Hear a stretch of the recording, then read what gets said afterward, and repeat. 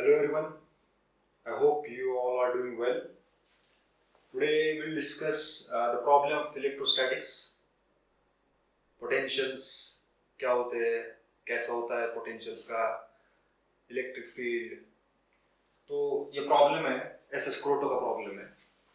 Problem इसलिए discuss कर रहे हैं क्योंकि इसका सॉल्यूशन जो है क्रोटो में is somewhat misleading, incomplete solution है. And I think you've been classes विशेष में मुझे लगता है यही कंसेप्ट यूज होगी जो कि गलत होगी. तो let's find solution to this problem, right? Let's first look at the problem. Problem है a metal sphere having a radius r1 charged to a potential 5 is enveloped by thin wall conducting shell of radius r2. तो एक thin wall shell है, conducting shell है, जिसकी radius है r2. उसके अंदर है sphere, metal sphere of radius r1, right? Determine potential phi2 acquired by sphere after it is connected to a shell for a short time by conducting wire. एक conducting wire से दोनों को connect किया है. अब बोल रहे हैं इस पे पहले इनिशियली कुछ पोटेंशियल phi बने, राइट? चार्ज मान लेते हैं हम, क्यू चार्ज है इस पे, इनिशियली चार्ज है इसलिए potential, right? We already determined potential phi2 acquired by sphere after it is connected to a shell for a short time. अब कनेक्ट किया तो क्यों चेंज होगा इसका potential? Why would the potential change? phi1 से phi2 जा रहा है पोटेंशियल, राइट? phi1 से phi2 हो रहा है इसका पोटेंशियल. क्यों हो रहा है? क्योंकि ये कंडक्टर है, ये भी कंडक्टर है, दोनों को कंडक्टर से, कंडक्टिंग वायर से कनेक्ट किया है, तो charges flow, right? Charges flow in conductor. कब तक फ्लो करेगा? जब तक दोनों इक्वल पोटेंशियल नहीं हो जाते, राइट? चार्ज क्यों फ्लो करेगा इस कंडक्टिंग शेल में? कब तक? जब तक दोनों का पोटेंशियल सेम नहीं होता, राइट? तो इसका मान लो अगर इसमें चार्ज क्यू आ गया, क्यू डैश आ गया,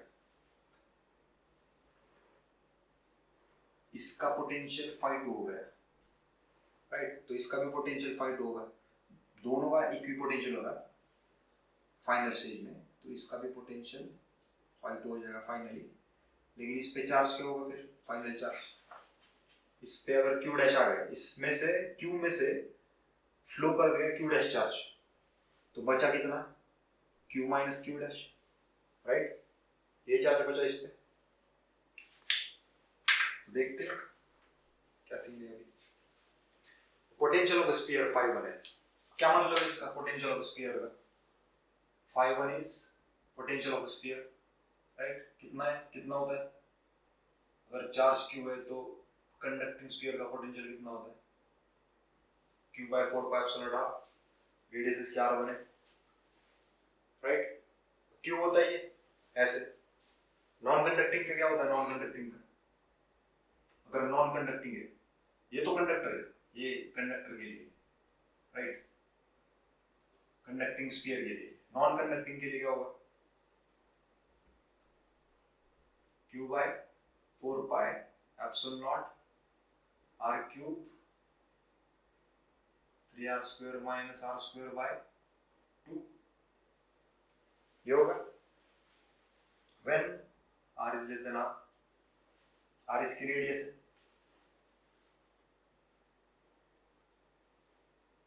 r रेडियस है, किसी भी पॉइंट जो r डिस्टेंस पे उसका पोटेंशियल ये नॉन कंडक्टिंग में. ऐसा क्यों है? ये अलग अलग क्यों, इतना क्यों अलग है? क्योंकि इलेक्ट्रिक फील्ड है इसमें, नॉन कंडक्टिंग में अंदर इलेक्ट्रिक फील्ड है, कंडक्टर में इलेक्ट्रिक फील्ड है, अंदर इलेक्ट्रिक फील्ड क्या है इसमें? जीरो है. कंडक्टर में क्या होता है? जैसे ही मैंने क्यू चार्ज रख दिया इस पे, तो सारे चार्जेस बाहर आ जाते हैं सरफेस पे इसके, राइट? और इस तरह पोजीशन करते हैं अपने आप को कि अंदर किसी भी पॉइंट पे इलेक्ट्रिक फील्ड जीरो हो. ये कंडक्टर की प्रॉपर्टी है, कंडक्टर की. तो इसका टेस्ट पहले फैराडे ने किया. फैराडे ने टेस्ट किया था कि वो शेल के अंदर बैठा था, कंडक्टिंग शेल के अंदर, और हाई इलेक्ट्रिक फील्ड चलाया, दिया इसको, अंदर कुछ भी नहीं होगा उसको। वही मतलब वही एक प्रॉपर्टी है कंडक्टर की कि जो भी चार्ज दो इस पे या फिर जो भी इलेक्ट्रिक फील्ड दो, वो इलेक्ट्रिक फील्ड पास नहीं करता इसमें से। Electric field line doesn't pass through a conductor, that's the property of conductor. अब चार्जेस मूव करते हैं, जैसे ही चार्ज दिया मैंने क्यू, वो सारे बाहर चले जाते हैं सरफेस पे। तो ये कंडक्टर की प्रॉपर्टी देखेंगे हम। पोटेंशियल ऐसा क्यों होता है इसका, कंडक्टिंग शेल का, नॉन कंडक्टिंग शेल का, conducting sphere, non conducting sphere का कैसे अलग अलग होता है पोटेंशियल, कैसे आता है, उसको डिराइव कैसे करते हैं, वो देखेंगे। वीडियो बनाऊंगा उसमें, अभी उस पर वीडियो बनाऊंगा मैं अभी। तो अभी सॉरी, ये नहीं करना चाहिए था, चलो ठीक है, फिर से लिख देता हूँ। क्या होगा फाई वन है Q by 4 pi epsilon naught r1, right. ये फाई वन है इनिशियल। फाई टू क्या होगा, इसी का q minus Q dash by 4 pi epsilon naught r1, right. Final stage पे q minus Q dash charge बचेगा इस पे, तो ये पोटेंशियल होगा इसका। अब यही इक्वल है शेल के पोटेंशियल के इक्वल है। शेल का पोटेंशियल क्या होगा फाइनल, शेल पे चार्ज कितना आएगा, क्यू डैश आ जाएगा, right. Q dash by 4 pi epsilon naught r2, ये शेल का पोटेंशियल होता है ऐसे, इसी फॉर्म में। देखेंगे वीडियो बनाएंगे उसमें, उस पे वीडियो बनाऊंगा मैं सब पे, पोटेंशियल का कैसे होता है, क्या होता है। अभी के लिए मान लो, राइट, जिसको पता है वो सही है, जिसको नहीं पता है वो वीडियो देखना, राइट। तो अभी इक्वल करो दो इसको, दोनों को, ये इक्वेशन सॉल्व करनी है दोनों को, right. q minus Q dash by 4 pi epsilon naught r1 is equal to q dash by 4 pi epsilon naught r2, right. क्या आएगा इसका, q by 4 pi epsilon naught r1 क्या है, 5, राइट। तो 5 लिख देता हूं मैं इसको यहाँ पे। ये q dash by 4 pi epsilon naught r1 उधर लेके जाऊंगा, तो क्या आ जाएगा, ये q dash by 4 pi epsilon not, common ले रहा हूं मैं, 1 bye r2 plus 1 bye r1, ये इधर गया। देख लेना, ये सॉल्व कर लेंगे, इजी है, मुश्किल नहीं है कुछ इसमें। तो अभी सॉल्व कर दे इसको, 5 इज इक्वल, अब q dash by 4 pi epsilon not क्या है, q dash by 4 pi epsilon को ऐसे लिख सकते हैं, 5 to r2 लिख सकते हैं, है ना, 5 to r2। तो 5 to r2 लिख दिया मैंने। यहाँ पे क्या आ जाएगा, r2 plus r1 bye r2 r1, right, ये आ जाएगा।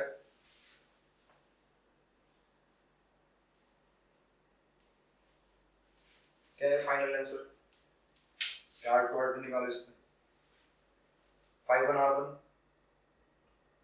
r1 by r1 plus r2 is equal to क्या, 5 2, राइट।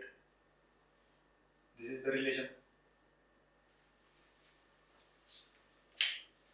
अब प्रोटो में क्या दिया है, सॉल्यूशन में है, और मुझे लगता है बताया जाएगा आपको कहीं और, अगर ऐसी कंसेप्ट आ गई तो वही सॉल्यूशन रहेगा जैसे प्रोटो में दिया है। देखो उन्होंने क्या कहा है कि पूरा, जैसे पहले इस पे चार्ज क्यू था, राइट, तो ये पूरा चार्ज चला जाएगा इस पे कंडक्टिंग शेल पे। तो अगर पूरा चार्ज चला गया कंडक्टिंग शेल पे, राइट, तो इसका पोटेंशियल क्या होगा, 5 2 पोटेंशियल क्या होगा इसका, फाइनल पोटेंशियल, पूरा चार्ज अगर चला गया, q by 4 pi epsilon naught r2, ये हो जाएगा, राइट।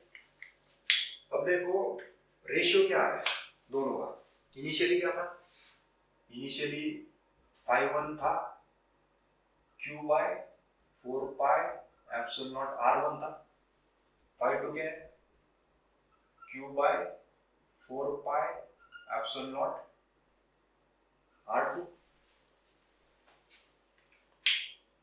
राइट।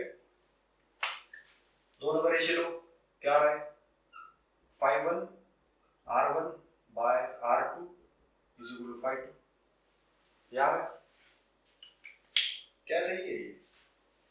अब देखते हैं केसेस देखते हैं। मान लो R1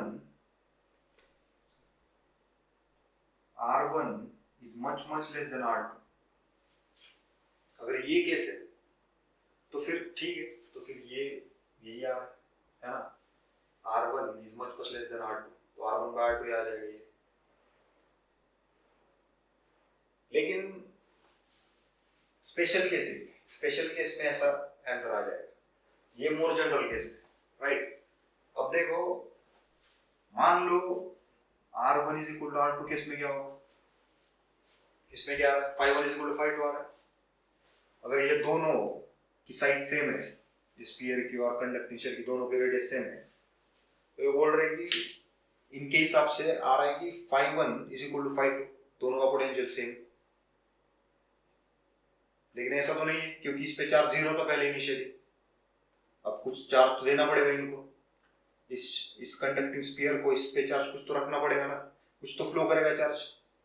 कितना करेगा देखते हैं इसमें कितना करेगा। अगर दोनों का सेम है तो क्या आ रहा है, R1 is equal to R2, इसके हिसाब से क्या आ रहा है, phi1 by 2 आ रहा है, phi2 is equal to phi1 by 2 आ रहा है, राइट। देख के रखना इसको, हो जाएगा सिंपल। इसका पोटेंशियल हाफ हो जाएगा इस पे, राइट, इसका पोटेंशियल हाफ हो जाएगा। अगर R1 is equal to R2 है तो इनिशियल पोटेंशियल हाफ होके फाइनल पोटेंशियल, ताकि दोनों इक्वल पोटेंशियल हो जाए, right. Logically this answer seems quite right when we consider the case which is R1 is equal to R2, and this is a general solution, this is a more special case।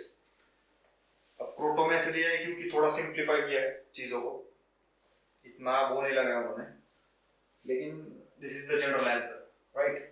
So when you encounter this type of concepts of flow of charge, right, तो ध्यान रखना कि कभी भी पूरा charge flow नहीं होता उसमें।